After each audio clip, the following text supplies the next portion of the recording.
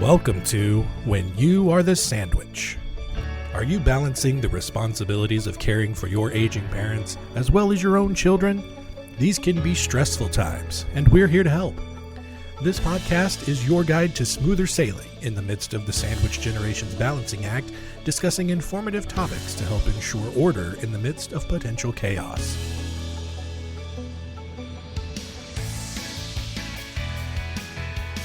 Hi, everyone. I would like to welcome back Chris Hagan and Alden Whitman from RWA Wealth Partners, who are here to do a follow-up podcast to one that we had earlier that talked about how to empower your young adult. Now that we've had that session, now we're going to talk about how can the parent or grandparent actually now also help in addition to that. So if you haven't listened to the other podcast episode, please make sure you do after this.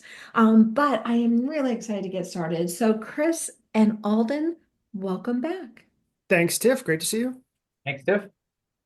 So gentlemen, we had a great conversation on how to empower a young adult. So now knowing that and knowing that we have provided those skills and that education in order to help empower a young adult, what are things that a parent or grandparents can do to help financially assist? Because Chris and Alden, one of the things that we were talking about actually right before we were recording this is how different it is today than it was when we were growing up or even when our parents were growing up in order to be able to get that step ahead. So Yeah, knowing it's a that. lot.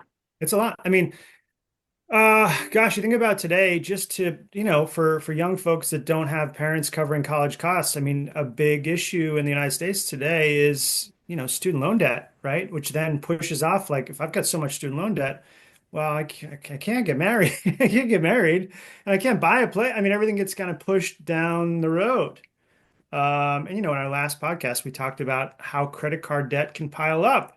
If you've got student loan debt, and credit card debt, that starts to be a real problem. So, we did talk a lot about education, but in terms of kind of like what parents or grandparents can do today to help out, children that are now, a little bit older, there's a lot of things. And of course, the first one is going to be educational costs, right? We do love 529 plans, not only for parents, but for grandparents too. It's a great tool. And each state has their own 529. We live in Massachusetts, and the Fidelity one is the one that I've used for my girls. It's a very easy way and a very low cost way to put money aside for educational costs. And the really big benefit, Tiff, is that, any of the gains through the life of that 529 come out tax-free as long as they're used for educational expenses. Now, for grandma or grandpa, they can have multiple 529s. All they need is a social security number and a date of birth for that child. And guess what? They can move money back and forth. If one gets a full scholarship and the other one needs additional help, they can move money back and forth and there's no taxes associated with it. So we still think 529s are a great tool. Great. And so for that, and then I think a lot of people know what 529s are, but for anyone listening that might not, a 529 is an educational fund for educational purposes for someone going through their schooling years, correct? Yeah, it can be K through 12 now. It can be for a master's. They're pretty broad-based in terms of what is acceptable today. But yes, they're pretty much earmarked for educational purposes. If a grandparent or a parent wanted to create, another fund for a child or a grandchild, they could do an UTMA or an UGMA. Very similar in that it's, essentially a custodial account earmarked for someone else. But a couple notes on the UTMA or UGMA. Those really don't need to be used for educational purposes, but they do become owned by the child at the age of majority, which is interesting when that happens for some folks. So just keep that in mind if you are going to open up one of those types of accounts. Right. And some states say that's at age 18 for purposes of accounts. Other ones might be a little older for those type of accounts, but it could be age 18. Yeah. And I don't know about you, but I think I might have bought that Ferrari. Yeah. Right. Yeah. Yeah. So great. So 529s are a really great option for someone to do. And something that we see for the law firm that we do for counseling is there's something for when someone makes a gift, if it's for educational purposes, there can be some nice tax advantages to that. But also, we like making use of what's called an annual exclusion gift, which Hmm. changes each year. And in 2025, when we're recording this, is now $19,000 per person per year that you can gift. And so, what's nice about those is someone can gift $19,000 to a 529, Hmm. be able to have that be part of their exclusion from gift taxes, so which is really, really nice. So that way it Yeah. doesn't go against them for gift taxes. And they can make 5 years worth of those gifts to the 529 in order to really help boost that. Now, that's not saying that they couldn't give more, right? They could give Right. more than that, Yeah. wasn't Yeah. all right. But you can really help fund those accounts very nicely in order to be able to help. Because what is the average cost of college today? It's been a while since I've had to look. Oh gosh, I know that Tufts, I think is, we're here in Massachusetts and Tufts, I think is somewhere in the neighborhood of mid 90s-ish all in, which is crazy, right? I think that's one of the higher end. But I think Boston College, Tiff, you're a BC alum, yeah? Yeah, My yeah. wife is too. I think that's high 80s maybe. And it was 20 when I went. And Right. that was steep then, so Yeah. it blows my mind. And so Right. I think that, gentlemen, I think that's a great reminder. It's not just parents, but also grandparents. Anyone can, right? Anyone Yeah. could contribute to the 529. But for grandparents especially, what a great way to help leverage. And Chris, I'm really glad that you mentioned that the benefits of the Atmas and UGMAs versus the cons, because I think a lot of people don't realize that once that child gets to age majority, they get control. Yeah. So those we don't see very much. Do you guys see very much of those? We use Fidelity and Schwab as our record keepers for our clients' accounts. So we do get a notification from Fidelity when they will say, "Hey, by the way, this UTMA or UGMA is, it's got to go over, the registration needs to change because this child is now going to be 18." And so we have to make that phone call to the client to say, "Hey, by the way, now we need to start working on paperwork." And it's like, holy cow, I don't want to give that over to them yet. Right. So it's just something to be very aware of. Yeah, and gentlemen, are you seeing people set those up a lot now or not so much with the 529s? 529s are super popular. UTMA, UGMA, not as much. More so people using trusts, TIF, to use that, annual exclusion. I see a lot more of that. What about Yeah. you, Alvin?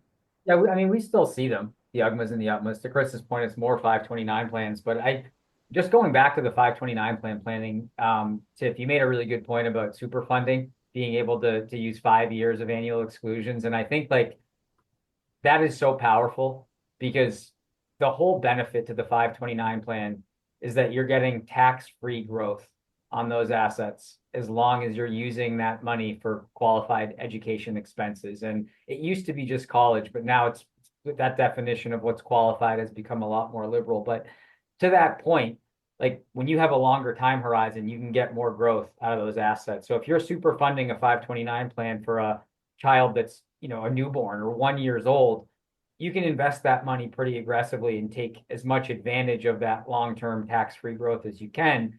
Whereas if you kind of spread it out more, there's nothing wrong with doing it that way, but there's so much less of a benefit to be dumping money into 529 plans when a child is, 16, 17, because it's probably going to be invested a lot more conservatively at that point because you're only a year or two away from needing to use the funds.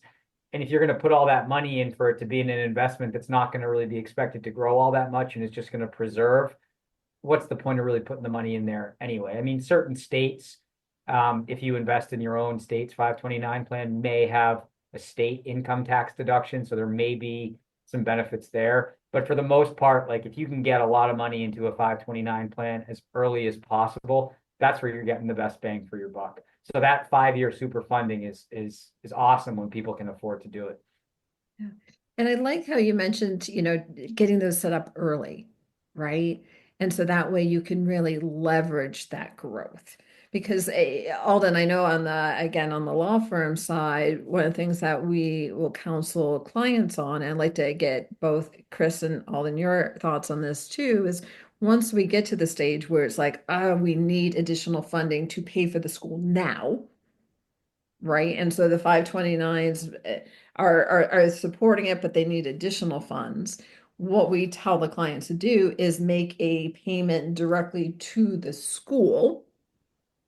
And that way they can take advantage of the educational exclusion under the gift tax rules. So that doesn't go against them for using any kind of gift tax amount. Because, and so, and the key for that is, as long as the money doesn't go to the parent first or to the child, it's going to go direct to the school. We can take advantage of that really nice exclusion to the gift tax rules. So it's not that they can't be paying for the school, it's just making sure they've got their advisors in place as to how to do it wisely. Yeah, it's a big benefit, Tiff. You're right, and it's a home run, like especially in a state like Massachusetts where the estate tax exclusion amount is $2 million, right? So for people, for parents, grandparents that have over that amount, if there's ways that they can slim their estate, really what they're doing is just sort of prepaying the inheritance ahead of time and just saving estate tax dollars. Right, because it's I an think estate tax savings technique by doing that, it which is is slimming the estate, right? And I think like we hear from people all the time that who are the most important people in your lives, right? Like it's your kids, it's your grandkids. And so oftentimes people love the idea of those types of gifting strategies, paying for education, putting money into 529 plans, putting money into trusts for their kids and for their grandkids, because it allows them to watch their loved ones enjoy their inheritance while they're still alive, and at the same time save estate tax dollars. And so it's really nice to be able to help people plan for those types of things. And I'll also just say that, like everyone's financial situation is so different. So, oftentimes when we're doing financial planning with our clients, a big part of that plan is like trying to determine like how much can you actually afford to provide in terms of gifting or support to your kids or to your grandkids, but at the same time, make sure that you're still in really good shape long term and you're not going to be at risk of outliving your assets. And so it's kind of a balancing act. But it's fun for us to do those types of things. yeah, and Much, thank you. much more fun than us telling someone that, your financial plan doesn't look very good. It's much more fun when we're like, here's how much you can give to your other family members, and this is and your financial plan still looks great. Those are the really fun ones when we can help to give to charity, to fund educational, expenses for kids and grandkids, and make it all work. That's a really fun part of our job. Yeah, and thank you for kind of mentioning that not everyone is in that position. Yeah, And oftentimes, I mean, hey, I was one of the ones who had to get loans for school, sure, right? sure. So most people do have to get financial aid in order to be able to get through. But for those that can help support financially, oof, what a way to help leverage. Yeah. And for some of our clients, Tiff, that, they want to, I bet that you have some really good budgeting skills because you had student loan debt, Mhm. right? And I do Well, too. real fast. Oh yeah, right. So we do have clients and work with clients that still want to, even though they could technically afford to pay for all of the tuition for their child, that they still do elect to have some skin in the game to make sure that they do have some loans. The loans aren't overpowering in terms of like, just drowning their child in student loan debt. But there is an argument there that's pretty strong that maybe having a little bit of debt and a little bit of skin in the game does teach, you know. Yeah, and thank you because I do think I know for me personally, it really did help me realize, oh, it doesn't come from a tree in the backyard where I just go and pull whatever dollar amount I want off of it. Yeah. Yeah. So it does help with life skills. Right. Yeah. Yeah. So, all right. So now we've talked some educational ways to support. Now, let's say that the child is beyond they've now finished their schooling. They're now still young, but they're now launching or launched. What are other things that a parent or grandparents can do to help support? Sure. When we first started working together, Tiff, the tools that I used for financial planning were fine, but the stuff that we get to use today is just so dynamic. And so now when we work with clients and do financial plans, we can do all these different kind of, in a sandbox type of scenarios. So, that we're, here's what your financial plan looks like if we're saving X for your child's first, down payment on their house, right? Which is here in Massachusetts, it's crazy amounts of money they need just for the first down payment. Or for a wedding or any of those different things. Another big one that we do is we do a lot of Roth conversions for clients. And if we have clients that are really in good financial shape, we can kind of map out these Roth conversions. And this is kind of like a little funky technique, but when your income goes way down, in maybe your mid 60s when you retire and you're yet to take Social Security or have required minimum distributions come out of IRAs, we do some Roth conversions for our clients where we take a portion of your pre-taxed, what was a 401k that might now be an IRA, and move it into a Roth, right? And we kind of play with the tax brackets there. Why do we do this? Well, it's to reduce future required distributions and future taxes down the road, but also maybe we might earmark that Roth for a child, right? Way down the road. And why do we do that? Well, gosh, think about what happens now, especially post-Secure Act. If I inherit a pre-taxed IRA from a family member, a non-spouse, I only have 10 years to take out that money. And there's a lot of taxes that have to be paid, right? What happens if instead of getting a pre-taxed inherited IRA, I get a Roth? Gosh, that's tax-free, which is amazing. So we do a lot of those kind of gifting, like way down the road. It's a great estate planning strategy for how to gift to future generations and have no taxes owed. So that's just something that Alden and I do a lot of work on, which is so fun to think about. Gosh, way down the road, this is going to be someone getting a Roth IRA as an inheritance. And once we do earmark that account for that Roth for that child, we make it really, really aggressive. All equity part of the portfolio for clients. So anyhow, that's kind of another thing that we do a lot of work with that we really enjoy. So wait a minute, Chris. Are you telling me that I'm going to make up this number, but Sure. my $2 million IRA is not going to be $2 million going to my beneficiary? Is this what you're telling me? Unfortunately, if it is all pre-taxed money, yeah, it does when it comes out. It is funny, Tiff. When we were younger, we were told forever to put as much money as we could into pre-taxed money in a 401k forever and ever and ever. For our younger clients today, like the children of our clients, especially if they're in a lower bracket, a lot of times, 100% into a Roth 401k. And they're like, what? Why would we ever do that? And it's like, well, while your bracket is really, really low, you'll thank me for it way down the road.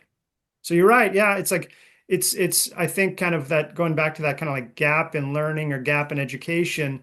We just thought, all right, pre-taxed as much as you can, but we don't think about way down the road because now we'll have clients that they get to retirement age, they haven't done any of this like, Roth conversions or this tax planning, and they go from like a zero income to like $200,000 plus of all taxable income. That ain't the answer, right? So it's like how do we smooth out the ride in terms of taxes? That's great. And so Roth conversions there and the use of Roths. Correct. Correct. Beautiful. Powerful tool, especially post Secure Act. Gentlemen, is there anything else we should be thinking about for planning for what parents and grandparents can do? We talked about help for down payments, weddings. Almost forget about weddings. Those are like a fortune today, right? That's right. I think it's creating those separate buckets, right? And you're not going to hit every single one of them, but at least when we think about having goals, like Alden and I, when we do plans for clients, it's like, all right, here's where we were last time. We were working on these goals, right? We wanted to hit these different things. How are we doing? Those are fun things to hit for sure. And then the other one I think is like if you are a parent and you are thinking about kind of like passing down like just habits to children, like donor advised funds are really powerful. And there's neat ways that we can kind of have within families actually gifting shares of those donor advised funds to basically get people into those habits of how to give. That's another really neat thing. And places like Fidelity and Schwab have donor advised funds. We could do another whole podcast on that one, Tiff. Exactly. And Right. gentlemen, I don't know if you know, but we're going to have you back to talk on that topic. That's actually a topic that's dear to my heart. So, and then for those that listening, donor advised funds, which are commonly known as DAFs, are charitable tools where you can make a charitable contribution to it, get a charitable deduction, and then it can be used for making your contributions to charities that you want from there on out. And it can provide a wonderful way for especially a family unit to really get involved with philanthropy and have some nice discussions about how to contribute. And yes, the Charles Schwab's, Fidelities, but also community foundations. Mhm. Local communities also have these funds, and they're wonderful tools. Great. So, gentlemen, I think this is what I'm taking away from this conversation. I'm taking away from this conversation that there are things that can be done to help financially assist, educational ways with 529s, whether the trust, UGMAs, different tools. I would think talking with their professional advisors as to what the best tool is for them would be appropriate. Yes? Excellent. Absolutely. There's ways to help with for down payments for first homes, for businesses if they're starting a business, for weddings, for Ross. I love that idea for Ross. Now, and this is me getting on my soapbox, but I'm thinking that sometimes, and Chris, I think you had mentioned it, sometimes having that child have some skin in the game Hmm. so that not everything is handed to them can be a good thing. And so is this more to help leverage than to just have them so they can eat bonbons all day? It's tricky. It's as a parent, you want the best for your child, but at some point, they're going to be on their own, right? So it's like, how do you do both? And I know that that's something that we all struggle with because it's like you want to have your kids have this. It's funny, Alden and I get to work with these wonderful people from all different walks of life. And I heard this story, which was it still rings in the back of my mind, which was, some of the most biggest leaders in corporate Boston all came from very, very humble roots. And this is from a client of mine. And she said that a number of them swore that their children would never have to go through the struggles that they went through. And then she also mentioned that a lot of them, that the children didn't live up to expectations because everything was given to them. There needs to be a little bit of struggle, right? There needs to be a little bit of struggle. And I don't know, I don't have the answer on that one. We're focusing today on finance, but I agree with you. There needs to be, you can't do every single thing for your child. Yeah. Yeah. And so, gentlemen, I can't wait to have you back. Yes, I think donor advice funds will be a topic that we might do. But Chris Hagan, Alden Whitman, thank you so much for coming again to come and talk with us. Again, though, just in case someone lost from the other podcast, how to reach you, how can they reach you if they have any questions or need help with anything? Alden, what do you suggest? I think you can just give us a call or send us an email. You can get us directly on our website, which is rwawealth.com. Chris, do you have the 800 number in front of you there? Yeah, 800-492-6868 and just ask for one of us. Gentlemen, thank you so much for talking with me today. Thanks, Tiff. Great to see you. And everyone, as always, thank you so much for listening in. Stay tuned for our next podcast. Thanks, everyone.